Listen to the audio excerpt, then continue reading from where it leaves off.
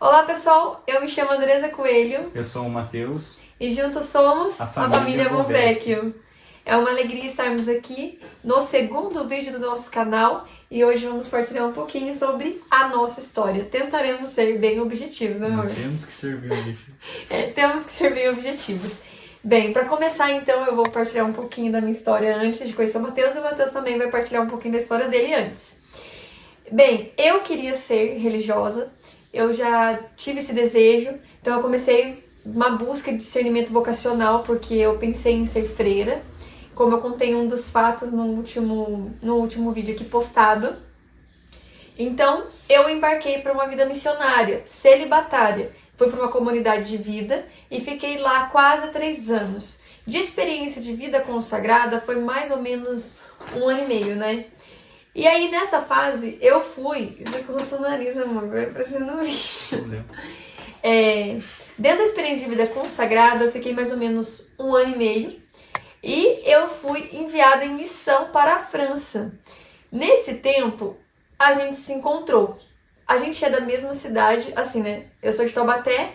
Eu era de Tremembé. O Matheus de Tremembé. Hoje, casados, nós moramos em Taubaté. E a gente já tinha se visto de vista. A gente se conhecia de vista, né, amor? Os eventos da igreja, que tinha, por conta da renovação carismática, do Jovem Sarado, a gente costumava...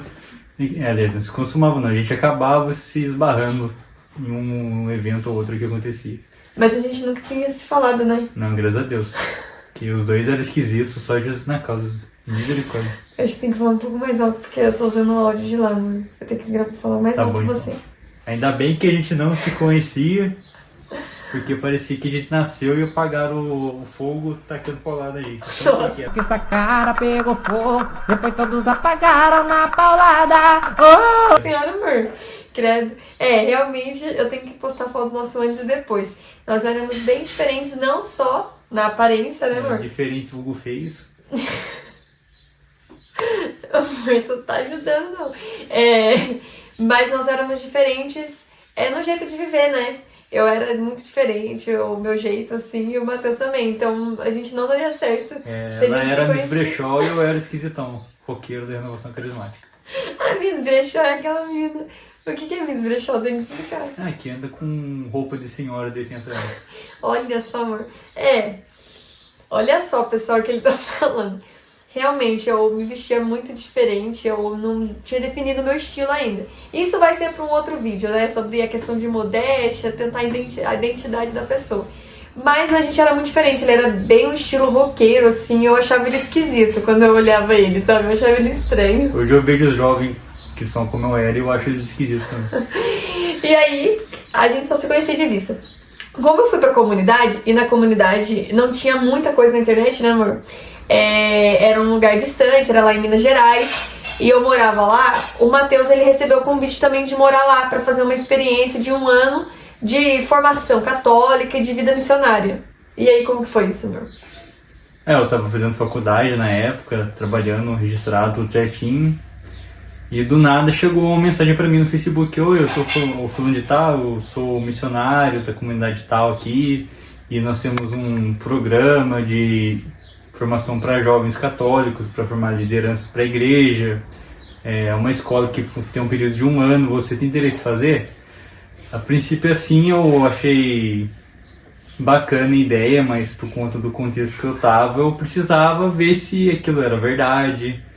Porque ele passou o nome da cidade pra mim e ficava 12 horas daqui. Uns 900 quilômetros de distância. Muito longe, 12 horas umas 10, daqui. De ônibus dá umas 12, 14 horas. E não tinha como pegar, pedir demissão, trancar matrícula e ir pra um lugar que eu nem sabia que existia. Não sabia se era real, se era católico, se era tráfico de órgão, o que era aquilo. Procurava na internet, achava pouca coisa. Então, eu comentei com a minha amiga na época, ela falou: a Andresa tá lá. Ela foi pra lá esse ano, vou te passar o contato dela e vocês conversam. Aí ela passou o contato da Andresa pra mim, a gente começou a conversar. Eu comecei a perguntar como que funcionava a comunidade, como que era a escola, se era bom, se valia a pena. Aí a gente virou amigo. Mas aí quando o Matheus foi pra comunidade, a gente não tinha muito contato físico, porque lá tinha regras de separação. Então, os homens ficavam de um lado e as mulheres de outro. a gente não podia ficar junto em questão de conviver juntos. Isso. Contato físico parece que... Não, a gente não se gostava ainda, tipo, de tocar, né? Mas a gente não tinha convivência por causa dessa regra de separação. Porém, o ano que o Matheus foi pra lá, era o ano que eu fui convidada pra ir pra França. Então também a gente nem se via muito lá na escola, né? E aí eu fui pra França e a gente manteve contato virtual. E a gente começou a partilhar muito sobre a vida do outro, sobre a história, né? Sobre os anseios, né? E desejos de Deus. E eu não tinha interesse nenhum no Matheus, e o Matheus também não tinha interesse nenhum em mim. Era muito...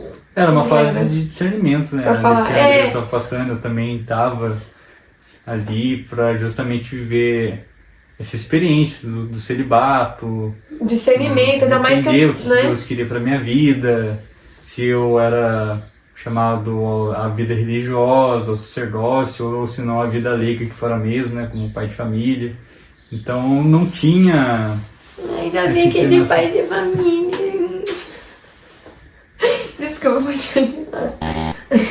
Então era mais uma partilha espiritual mesmo, do que a gente estava vivenciando lá dentro, do que a gente estava aprendendo, né, as dificuldades que a gente tinha.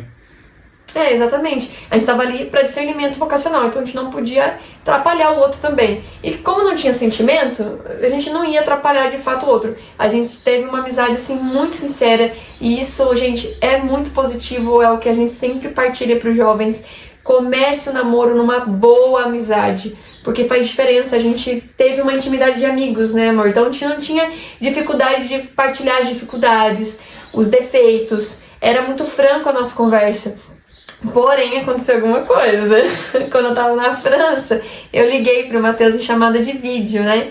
Porque era aquela época da pandemia, justamente a pandemia. Então eu sabia que as pessoas estavam em quarentena em casa. Aí a gente começou a ligar pras pessoas, nossos amigos, familiares, pra passar uma mensagem de esperança, pra mostrar a acolhida, né? E aí o que aconteceu, amor? Ela me pegou de surpresa. Eu tava com a camiseta do Brasil, descabelada. E aí tinha acabado de acordar porque tinha sido missa de Vigília Pascal no dia anterior. Olha, ele até lembra. Eu lembro. E aí eu fui dormir tarde, então... Nossa, ela ligou para mim. Tinha acabado de acordar literalmente, tava o cabelo parecendo um ninho de passarinho. Tudo com a cara amassada. E ela fazendo querendo fazer chamada de vídeo e eu, meu Deus do céu, o que eu faço agora? Eu procurei um cômodo da casa lá, meio escondido, pra gente poder conversar. Só que ali eu já tinha um sentimento por ela, mas eu sabia que eu não podia manifestar, justamente para não gerar essa confusão, né, que a gente falou do discernimento vocacional. Ela estava vivendo essa experiência missionária lá fora, ela estava discernindo se ia professar os votos ou não. Naquela altura eu sabia que qualquer interferência, né, qualquer tipo de declaração que eu fizesse poderia afetar no discernimento dela. Então eu coloquei na mão de Deus, né, crente que se fosse da vontade do Senhor, que Ele conduziria as coisas para que ela voltasse para o Brasil e a gente ficaria juntos. Mas em momento algum, assim, eu lembro que ela falava, eu tô querendo voltar, e eu sempre falava, não volta não, reza mais. Realmente. Pensa se é isso que Deus chama a fazer mesmo, né? Se às vezes você pode estar só cansada da missão, porque, puxa, é exigente pra caramba. Eu saí em missão com a comunidade, então a gente tinha que fazer as coisas da casa, tinha que estudar, tinha que sair, voltar em missão e depois já voltar pra rotina muito rápido. Não Era tinha bem cansativo, era puxado Era mesmo. puxado, não tinha muito tempo de descanso, assim, Então eu penso na minha cabeça que ela pode estar cansada só porque a vida missionária é exigente. E na França tinha o desafio de aprender um novo idioma também, gente. E ainda estar longe da família, dos amigos, aprender uma nova cultura. Então, assim, era o dobro de canseira, porque era um dia intenso, tendo que aprender o francês, fazendo missões, cantando, tocando e trabalhos, enfim, né? E o Matheus, de fato, ele nunca interferiu no meu discernimento vocacional. Eu consegui discernir em Deus mesmo, né? Graças a Deus, o Matheus sempre foi um homem muito prudente, uma pessoa de oração, um homem de Deus. É por isso que eu falo para as mulheres, valorizem e busquem homens de Deus, Porque um homem de Deus, ele nunca vai te afastar do Senhor, ele vai te aproximar do Senhor. Então eu partilhava pro Mateus, Mateus, eu quero ir embora. Eu falava desse jeito pra ele, eu não aguento mais ficar aqui, eu amo a vida missionária, mas não é mais o meu lugar. E eu comecei a entrar em conflito, né? E aí fica para um outro vídeo, se vocês quiserem saber mais sobre discernimento e o que eu vivi, assim, profundamente na minha vocação, no meu discernimento mesmo, né? Mas eu partilhava pra ele as minhas dificuldades e ele falava, olha, reza, coloque em Deus, busca discernimento. Enfim, ele sempre me levava a procurar Deus pra obter a resposta. Até que um dia, né, eu tomei a decisão. Gente, foram meses de discernimento, sabe? Desde quando eu senti o meu coração incomodado a querer voltar pro Brasil, foram acho que mais de 6 meses lá ainda, rezando, partilhando, buscando a direção de Deus. Aí eu falei pra ele que eu iria voltar pro Brasil e voltei em julho. Dia 28 de julho De 2020. 2020, que ele que lembra das datas. 2020. Uma E aí, terça-feira. numa terça-feira, olha só. E justamente na semana que eu voltei, as igrejas voltaram a se abrir no Brasil, né? Então foi uma enorme providência, não sei se no Brasil, mas aqui em Taubaté. Foi uma enorme providência porque eu não deixei de participar da missa um dia sequer naquele ano, porque eu tinha missa diária lá na França. E quando eu voltei pro Brasil, a gente se aproximou dessa maneira. Porque pra ir na missa, né, aqui... tinha que pegar senha.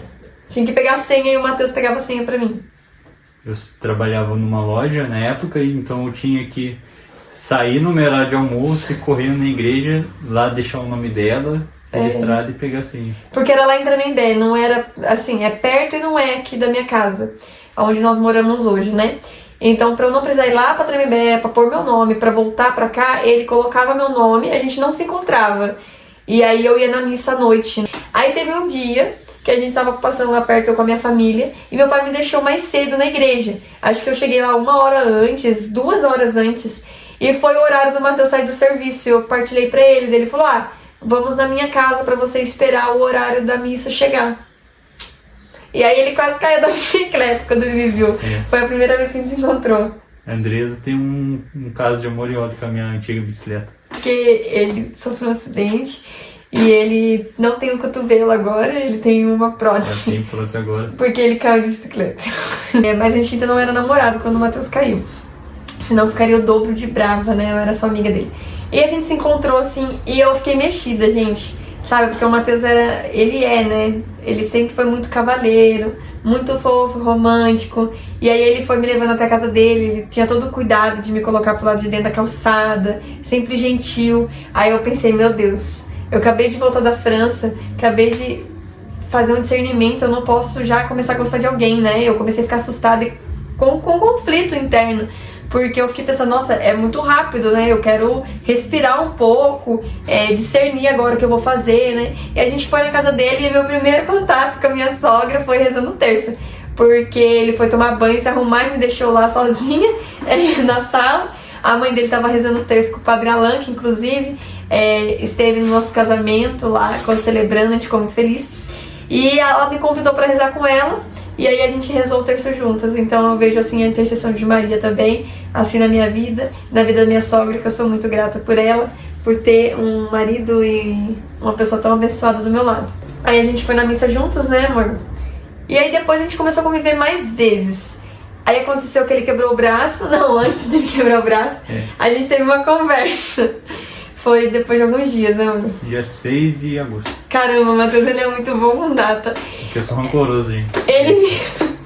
O Mateus, ele é muito bom com data. O Mateus me convidou pra sair, gente. Eu já fiquei em desespero. Falei, ai meu Deus, ele deve estar gostando de mim. E o que eu faço agora? Eu não consegui dizer não. Aí eu dei uma desculpa. Falei, bem, então me dá aula de violão. Porque eu não queria sair assim, como um encontro. Era um motivo da gente se encontrar e me dar aula de violão. Eu não entendi nada da aula de violão e só me explicou coisa difícil. E aí eu comecei a ficar esquisita lá na nossa aula de violão e ele falou, você não tá bem, tá acontecendo alguma coisa. O exercício que eu passava pra ela não fazia nenhum. Eu falei pra ela, tem alguma coisa acontecendo aqui, porque você não tá prestando atenção, você tá esquisita. Parece que tá com vergonha de alguma coisa. Ela falou, não tem nada não. Eu falei, tem coisa sim. E aí apareceu uma criancinha, eu falei, que bonitinho. Daí ele fez um carinho no meu rosto. Ai, que agonia que eu fiquei. Você lembra? Você fez um carinho no meu rosto. Mas a gente era amigo, daí eu fiquei assim, ai, ele não tá fazendo isso. Você fez assim. Bonitinho, bonitinho. Eu tô sempre foi lindo, velho. Continua. E aí ela tava estranha e eu fui insistindo porque eu percebi que tinha alguma coisa errada. Ela pegou e falou pra mim, é que eu tô com medo da gente se gostar. Aí eu falei pra ela, mas qual que é o problema, né? Eu sou homem, você é mulher, é normal que isso aconteça mesmo. Quando ele falou isso, eu falei, ele gosta de mim. Eu falei assim, não, mas eu quero que a gente seja só amigos. Coitada, eu baleei o soldado, né? Na verdade eu fui baleado e tô em recuperação. Ela acertou meu coração. E aí eu falei assim, não dá, a gente só quer, eu quero ser só sua amiga, Matheus. Eu não quero que a gente se goste, porque a gente tem uma amizade muito boa. Aí o Matheus falou assim, então nem amigo a gente vai poder ser. Olha só o que ele me fez, gente. Eu gostava muito da amizade do Matheus, muito mesmo. E graças a Deus nós somos amigos até hoje. E eu fiquei muito triste porque eu falei, poxa vida, eu vou perder um amigo agora. Porque realmente quando a gente tem sentimento pra alguém, né amor? Tem como a gente ficar fingindo. E aí o Matheus fez uma proposta. Olha só, isso partir de um homem é muito difícil. Que a gente ficasse um tempo sem se falar. Gente, ele gostava mais de mim, né? Ele tinha um sentimento mais forte por mim. E eu tava começando a gostar dele. Então, acredito que foi muito mais difícil pra ele do que pra mim. Ela acertou meu coração. E a proposta veio dele, da gente ficar um tempo sem se falar pra gente tomar discernimento. E eu não conseguia ficar sem falar com ele. Passou uma semana, eu mandava mensagem, até que ele quebrou o braço. Aí eu fui até a casa dele visitar ele e tudo mais. Nessa brincadeira aí de vai e volta, porque eu falava com ele, aí depois eu ficava sem falar. Ela mandava mensagem pra mim e eu falava, não, tudo bem, mas a gente combinou de não conversar, então a gente não pode conversar. E ele tentava ser fiel. Até que eu fui fazer uma terapia espiritual e psicológica lá em Belo Horizonte. Eu fiquei um tempo fora, o Matheus até me ajudou a achar um lugar, eu fiquei na casa das irmãs da Fraternidade do Caminho. Foi um tempo muito forte de espiritualidade também na minha vida, eu fiquei lá uns 15 dias. E lá eu comecei a rezar e eu comecei a pedir a Deus mesmo uma direção se eu começava a namorar ou não o Matheus. Aí já era dezembro já desse ano, já fazia quase 6 meses que eu tinha voltado. Eu fui e coloquei em oração e comecei a refletir na minha vida mesmo, olhando para o meu futuro. O que eu desejava, eu pensava, o Matheus também deseja. E aquilo que eu tinha dúvida, que a gente nem tinha partilhado, no meu coração eu tinha certeza que ele ia querer buscar o mesmo que eu, né? Tanto na vida espiritual, na vida dentro do casamento, para a educação dos filhos. Eu pensava assim, eu tenho certeza que ele vai querer viver a castidade no namoro comigo. E aí eu pensava, eu não consigo ver minha vida no futuro sem o Matheus. Ai, que lindo. E eu pensava isso, né? E aí quando eu voltei, eu fui para uma missa. E não é que ele tava na mesma missa, gente. Nossa, ele tava encostado no INSS porque tinha quebrado o cotovelo. E ele foi na missa lá onde a gente se casou. Quebrei, não, eu perdi. Perdeu o cotovelo. Lá aqui na Catedral de Taubaté, de São Francisco das Chagas, que é a nossa santo de devoção. Ele foi nessa mesma missa. E aí, nessa missa, você lembra que dia que era? Dia 10 de dezembro. 10? Sério? Você lembra mesmo assim? Eu não lembro. Eu sei que eu fui na missa, era de tarde, e eu olhei assim pra imagem de São Francisco lá e eu falei, São Francisco, né, diante de Deus, eu quero tomar uma decisão. E eu pensava, ou eu perco o meu melhor amigo, porque não seríamos mais amigos, ou eu transformo o meu melhor amigo no amor da minha vida. E aí eu pensei, eu me decido pelo Matheus, eu quero namorar o Matheus. E aí, nossa, ia acabar a missa, eu olho pra trás. E o Matheus tava atrás de mim, gente, assim, um pouco atrás, né? Fiquei super nervosa. E aí, naquele dia, eu pedi pra ligar pra você, né? E a gente rezou o terço. E então, eu me declarei pro Matheus, falei que eu gostava dele também. E aí, a gente começou a namorar, mais ou menos, porque eu queria uma data. Ela queria oficializar numa data mariana. Só que no calendário dela, a próxima data mariana era só em fevereiro. Que era de Nossa Senhora de Lourdes. Ou seja, ele teria que esperar mais quase 2 meses pra gente começar a namorar. E o menino tava desesperado, coitado. Nada, eu peguei e falei, não existe isso. Não, tá na Bíblia isso aí, não tá na Bíblia. Aí a gente começou a procurar uma data. Aí eu peguei e falei pra ele, não, todo dia tem uma Nossa Senhora pra comemorar, é só procurar. Daí eu procurei e a gente descobriu, né, a festividade de Nossa Senhora de Canaã, que é dia 6 de janeiro. E a gente ficou muito feliz. E a gente, então, oficializou o dia do nosso namoro no dia 6 de janeiro, que é dia de Nossa Senhora de Caná. Olha que linda essa imagem.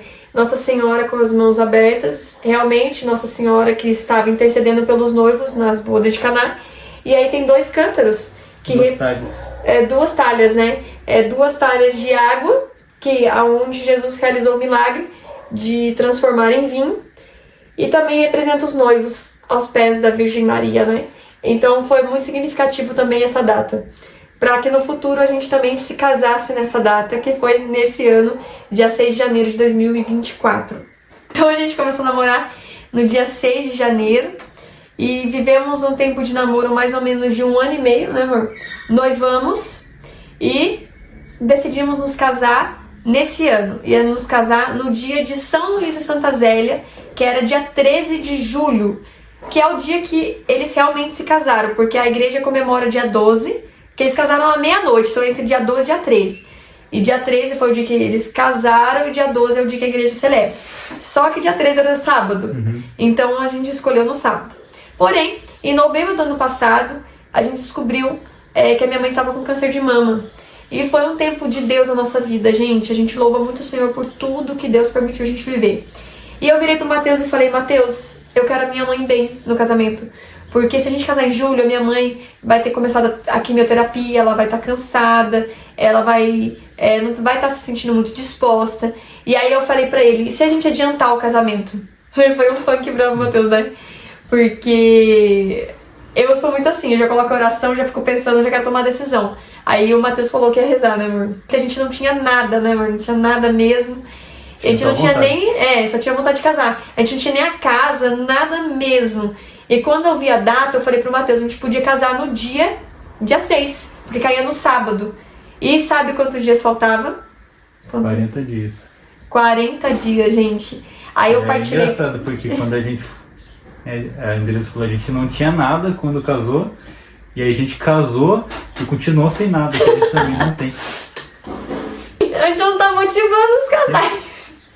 Não, a gente conseguiu tudo, amor. Tudo que a gente precisava pra nos manter. E aí eu partilhei com o Padre Marlon, que é um padre também que fez nosso casamento, teve Santa Missa no nosso casamento. Ele nos abençoou. Graças à ajuda dele tivemos o curso de noivos, porque em 40 dias não achava curso de noivos, então o padre deu o curso de noivos pra nós. E a gente teve muita ajuda do Padre Mário e do o Padre Alan também. E aí eu partilhei e o padre abençoou a gente adiantar o casamento. Eu falei, meu Deus, que loucura. Mas na minha vida tudo foi sempre uma loucura. Se eu for partilhar um pouco do meu discernimento vocacional, nosso namoro, né, amor? Foi tudo assim, tudo muito intenso, muito rápido, ao mesmo tempo muito de Deus, muito o Senhor dirigindo mesmo. Eu falei, é a vontade do Senhor. Porque não era a minha vontade de arrumar tudo em 40 dias, gente. Foi uma loucura. E aí procuramos vestido de noiva e salão e decoração. E tudo foi preparado, acredito eu, em 20 dias. Em 20 dias já estava tudo pronto. A gente já tinha convidado os padrinhos, convidado os amigos. E foi tudo muito rápido. E graças a Deus nos casamos no dia 6 de janeiro. Foi um dia muito feliz. Hoje nós moramos com os meus pais, né? Porque é óbvio que a gente não conseguiu uma casa, alugar uma casa assim tão rápido. Então a gente reformou o fundo aqui dos meus pais, onde a gente mora hoje. Até mesmo para eu ficar próximo do tratamento da minha mãe. Ficar próximo da sua mãe no tratamento. O que eu disse? Ficar próximo do tratamento da sua mãe. E como é que é? Próximo da sua mãe no tratamento. Para ficar próximo da minha mãe durante o tratamento dela. A gente realmente viu que era o melhor ficarmos aqui. E aí aconteceu uma surpresa, né? O mês que nós iríamos nos casar, a gente descobre que já estávamos grávidos. Só que na verdade a gente descobriu em agosto, mas eu já estava grávida em julho. Então eu vi ali o dom de Deus na nossa vida, a gente está muito feliz. E eu contei pra minha mãe. Nas vésperas da última quimioterapia. Nas vésperas da última quimioterapia. Então foi um grande presente de Deus, um grande impulso para ela finalizar a quimioterapia. Graças a Deus ela já terminou a quimio, o cabelo dela já está crescendo, agora o tratamento é só comprimido, né, que ela tem que tomar em casa por 5 anos, mas em nome de Jesus ela já está curada, ela já retirou o tumor que estava na mama, era câncer de mama. Então Deus cuida de todos os detalhes da nossa história, né, amor? E a gente tá muito feliz de contar. É uma menina, nossa filha, né? E Em breve a gente conta mais detalhes. E a gente espera que vocês tenham gostado do vídeo. Coloquem nos comentários o que vocês acharam da nossa história, o que vocês gostariam de saber mais sobre nós, né, amor? Por exemplo, a fase do namoro. Tem muita coisa pra gente partilhar sobre a vivência da castidade. Buscamos viver a castidade. Como foi o nosso discernimento vocacional, porque o Matheus teve o discernimento dele, eu tive o meu. Aí dá um vídeo pra cada um. Dá sim. Não. Dá sim. E a gente pode partilhar melhor como foi esse processo de vivência, né? Do tratamento de quimioterapia, do câncer da minha mãe, com a nossa organização do casamento. Enfim, tem muitas coisas que a gente pode partilhar, mas a gente quer ouvir de você o que você quer saber primeiro, né? A gente agradece o carinho de todos vocês. Obrigada a todos que já viram o primeiro vídeo e incentivaram a gente a continuar com o canal. Um grande beijo. Fique com Deus. Até o próximo vídeo. Aê, gostei.